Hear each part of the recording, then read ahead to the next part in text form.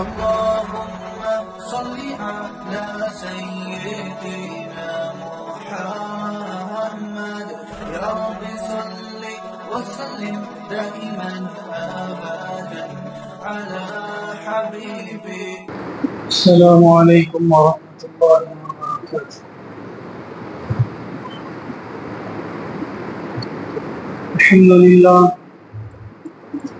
الحمد للہ وکفى والصلاة والسلام علی سید الرسل وخاتم الانبیاء، اما بعد فاعوذ باللہ من شرور انفسنا ومن سیئات اعمالنا،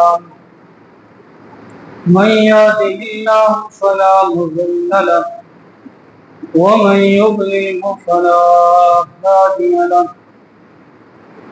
ونشهد أن لا إله إلا الله وحده لا شريك له، وأشهد أن سيدنا ومولانا وحبيبنا وشفيعنا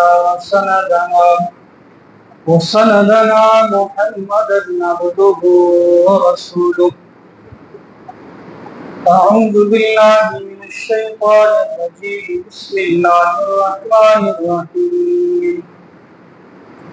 وما أرسلناك إلا رحمة للعالمين.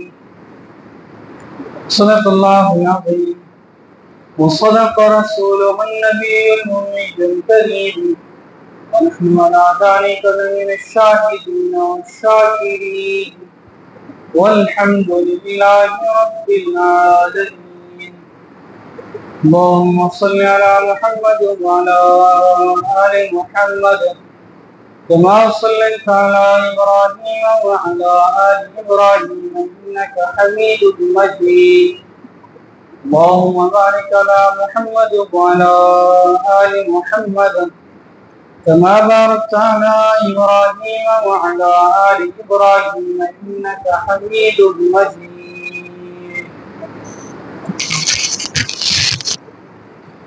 محترم و مکرم سامعین،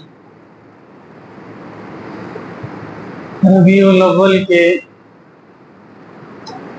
مہینے کا آغاز ہو چکا ہے۔ اس مہینے میں سرور کائنات، فخر موجودات، خاتم الانبیاء، امام الانبیاء،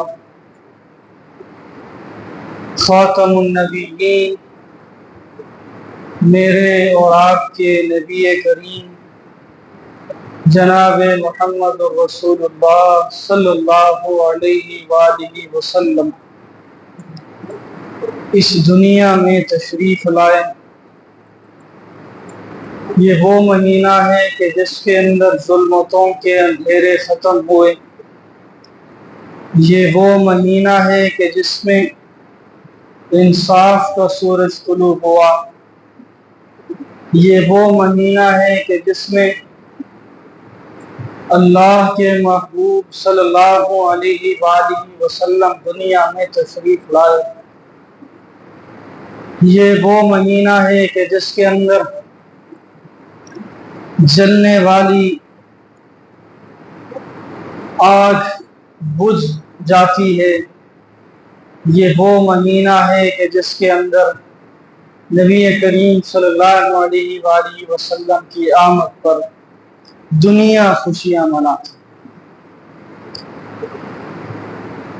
نبی کریم صلی اللہ علیہ وآلہ وسلم کی سیرت طیبہ صرف ربیع الاول کے محتاج نہیں، یہ سال کے کسی دن، کسی مہینے، کسی لمحے، کسی وقت بیان کی جا سکتی، لیکن بات کرنا جو نبی کریم صلی اللہ علیہ وآلہ وسلم نے تعلیمات دی انہیں یاد کروانا بھی ضروری ہے۔ نبی کریم صلی اللہ علیہ وسلم کی حیات طیبہ ہمارے لیے مشعل راہ اور نبی کریم صلی اللہ علیہ وآلہ وسلم کی ذات گرامی ہمارے لیے باعث برکت اور ہمارا نبی کریم صلی اللہ علیہ وآلہ وسلم کا امتی ہونا باعث رحمت۔ بہت سارے لوگ دنیا میں موجود ہیں، بہت ساری قومیں موجود ہیں، بہت سارے سردارانہ نظام موجود ہیں، بہت ساری حکومتیں موجود ہیں، بہت سارے مذاہب موجود ہیں، لیکن اللہ رب العزت کا کرم، فضل، شکر، احسان ہے کہ اللہ رب العزت نے ہم سب کو کملی والے کی امت میں پیدا کیا۔ یہ اللہ کا بڑا احسان ہے کہ اللہ نے کملی والے کے غلاموں کے گھر میں پیدا کیا اور ہمیں بھی کملی والے کا غلام بنایا۔ اگر ہم نہ ہوتے تو آج شاید کسی اور مذہب میں ہوتے، کچھ اور کر رہے ہوتے، کچھ اور ذہن میں آ رہا ہوتا، اس پر عمل کر رہے ہوتے، لیکن یہ اللہ کا فضل ہے، کرم ہے، شکر ہے، احسان ہے کہ اللہ رب العزت نے ہم جیسے گناہ گاروں کو، ہم جیسے خطا کاروں کو، ہم جیسے سیاہ کاروں کو اپنے محبوب صلی اللہ علیہ وسلم کی محبوب امت میں پیدا کیا۔ ویسے اس قابل تو نہیں کہ جس طرح ہم نبی کریم صلی اللہ علیہ وسلم کی تعلیمات کی دھجیاں اڑاتے ہیں، جہاں شیطان آ جائے وہاں نبی کریم صلی اللہ علیہ وسلم کی تعلیم کو پس پش ڈال دیتے، دنیا پر زیادہ بھروسہ کرتے ہیں، دنیا کے اسباب پر زیادہ بھروسہ ہے، لیکن دنیا بنانے والے پر بھروسہ ہے۔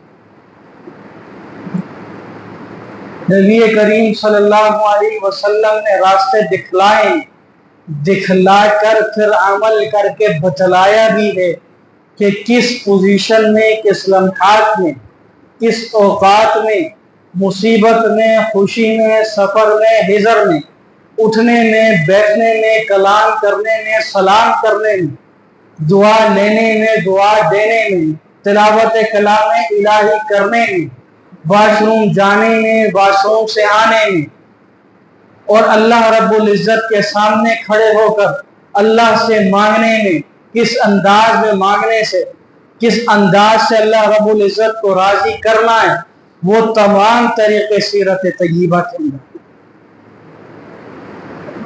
صرف یہ نہیں ہے کہ بس ربیع الاول کا مہینہ آیا اور نبی کی سیرت کو بیان کر دیا، ختم نہیں۔ یہ ماں کی گود سے لے کر قبر کی گور تک قدم قدم پر نبی کریم صلی اللہ علیہ وسلم کی سنت ہے۔ اگر کامیابی چاہنی، اگر سرخرو ہونا ہے تو پھر تعلیمات نبوی صلی اللہ علیہ وسلم پر عمل پیرا ہونا ہو۔ صرف ربیع الاول کے اندر ہی نہیں کہ صرف پگڑی پہن لینا، نمازیں صرف ربیع الاول میں یا محرم میں یا رمضان المبارک میں پڑھ لینا بس کافی ہے، جی بخشش ہو جائے گی، غلط۔ جب تک اپنے آپ کو نبی کریم صلی اللہ علیہ وسلم کی تعلیمات کے اندر نہیں رکھیں گے اس وقت تک کامیابی ناممکن۔ بطور مثال لے لیجیے، پاکستان کے اندر ایک نوٹ چلتا ہے جس کے اوپر قائد اعظم محمد علی جناح رحمہ اللہ کی تصویر۔ اب نوٹ وہی ہو، چیز وہی ہو، لیکن اس کے اوپر میں اپنی تصویر لگا دوں یا کسی اور اپنے لیڈر کی تصویر لگا دوں اور جا کر کسی دکان پر یا کسی بینک میں یا کسی اور ملک کا ادارے میں جا کر کوئی چیز خریدوں اور قائد اعظم محمد علی جناح کی تصویر کے بجائے اپنی تصویر والا نوٹ لے لوں، کیا پاکستان کے کوئی شہری اس نوٹ کو قبول کرے گا؟ ہرگز نہیں کرے گا۔ اسی طرح کہا کرتا ہوں کہ پاکستان کے اندر اگر ہماری تصویر والا نوٹ نہیں چل سکتا تو قبر میں رسول اللہ کی صورت کے بغیر والا نوٹ نہیں چل سکتا۔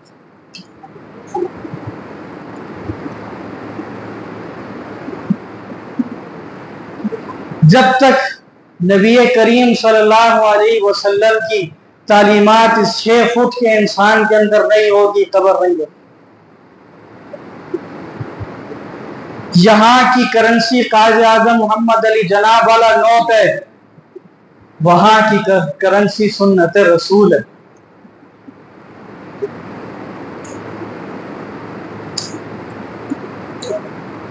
تو یہ چیزیں ہمیں اپنی زندگی میں لانی ہے، صرف بیان کرنا سننا مقصود نہیں، اور اس کے لیے سیرت طیبہ کو پڑھنا پڑے، وقت دینا پڑے، تعلیمات حاصل کرنا پڑیں۔ پھر دیکھیے گا کہ زندگی کے اندر انقلاب کیسے آتا ہے، زیرو سے ہیرو کیسے ہو جاتے ہو معلوم بھی نہیں۔ عمل کرنا مقصود، اپنانا مقصود ہے، سب کچھ کرنا مقصود۔ پھر زندگی کا لطف آئے گا جب پریشانیاں ہٹیں گی، جب دل کے اندر سکون آئے گا، جب اللہ کی رحمتوں کا نزول ہوگا، پھر یہ بڑی بڑی پریشانیاں بھی چھوٹی چھوٹی ہوگی، چھوٹا احساس لے گا کہ بس ایسے ہی زندگی آئی تھی ختم۔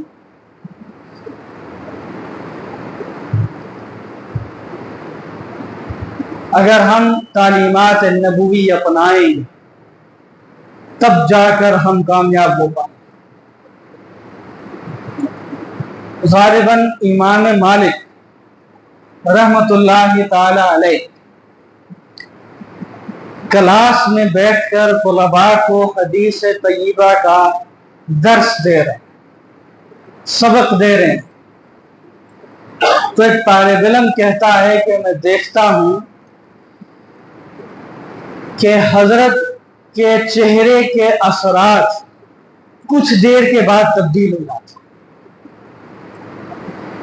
اب اتنی جرات تو ہمیں تھی نہیں کہ ہم حضرت سے کہتے، ان کے ہاں اگر کوئی چھوٹی سی بات بھی کر دینا تو وہ کوڑے لگواتے تھے کہ تم نبی کریم صلی اللہ علیہ وسلم اگر کوئی کہہ دیتا نا کھڑے ہوئے چلتے ہوئے، کہتا دل تو کرتا ہے تمہیں کوڑے لگواؤں، حدیث کو ایسے بیان کیا جاتا ہے؟ آؤ بیٹھو، صاف ستھرے کپڑے پہنو، سنانے والا بھی صاف ستھرے غسل کر کے آئے، بیٹھے پھر نبی کی حدیث کو بیان۔ تو وہ طالب علم کہتا ہے کہ بار بار دیکھتا ہوں چہرے کے تاثرات تبدیل ہو۔ سبق کافی لمبا ہوتا تھا کیونکہ ہزاروں کی تعداد میں لوگ ہوتے تھے، ایک سنتا تھا، وہ پیچھے بتاتا تھا، وہ والا پیچھے پیچھے پیچھے، وہ سبق چلتا تھا، لوگوں تک جاتا تھا۔ تو کہنے لگا جب ختم ہوا، سبق مکمل ہوا، تو میں حضرت استاد صاحب کی خدمت میں حاضر ہوا اور کہا کہ حضرت کافی سال ہو گئے ہیں آپ کی خدمت میں رہتے ہوئے، لیکن آج تک آپ کے چہرے کے یہ تاثرات نہیں دیکھے۔ آج حدیث پڑھاتے ہوئے آپ کے چہرے کے تاثرات بدل رہے تھے۔ تو موزہ اٹھا کر رکھا ہوا تھا، اسے اٹھایا اور کہا ہے کہ اس کے اندر دیکھو کیا ہے۔ طالب علم کہتا ہے کھول کے دیکھا تو اندر ایک چھوٹا سا بچھو تھا، کیونکہ حضرت آتے ہوئے موزہ پہن کر آ گئے، محسوس نہیں ہوا کہ اندر کوئی چیز ہے، تو حدیث پڑھانے کے دوران وہ ڈنگ مارتا تھا۔ تو میں نے حضرت سے کہا استاد جی اگر وہ تکلیف ہی دے رہا تھا تو آپ موزہ اسی وقت اتار دیتے۔ فرمایا کہ میں اپنے نبی کی حدیث کو بیان کر رہا تھا، ادب کے خلاف سمجھتا ہوں کہ نبی کی حدیث کو بیان کرتے ہوئے اپنا موزہ اتار۔